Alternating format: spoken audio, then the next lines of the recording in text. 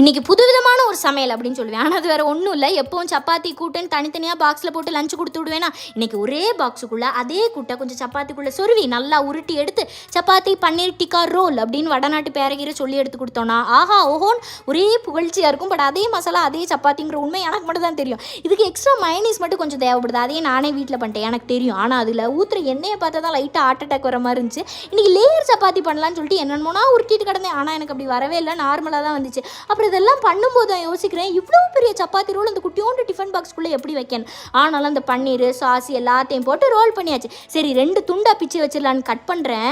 4 பக்கமும் அது திறந்துக்கிட்டே இருக்குது. இந்த ஸ்கூலில் புக்கு கவர் போடும்போதெல்லாம் அது ஓப்பன் ஆகிட்டே இருக்கும். அப்புறம் பெட்டுக்கு அடியில் வச்சா தான் நல்லா அமைக்கும். அதே மாதிரி தான் இதையும் தூக்கி பெட்டுக்கு அடியில் வைக்கணும் போல இருக்குது. நான் கட் பண்ண ஓப்பன் ஆகிட்டே இருந்துச்சு. ஆனாலும் அது ரொம்ப கஷ்டப்படுத்தி எப்படியோ 2 பீஸாக டிஃபன் பாக்ஸில் வச்சுட்டேன். தயவு செய்து டிஃபன் பாக்ஸ் ஆட்டை மட்டும் செஞ்சிடாதீங்க. அப்புறம் பன்னீர் ரோல் பால் பாயசமாக ஆயிரும். அப்புறம் அசம்பாவிதம் நடந்துச்சுன்னா நான் பொறுப்பு இல்லைன்ட்டேன்.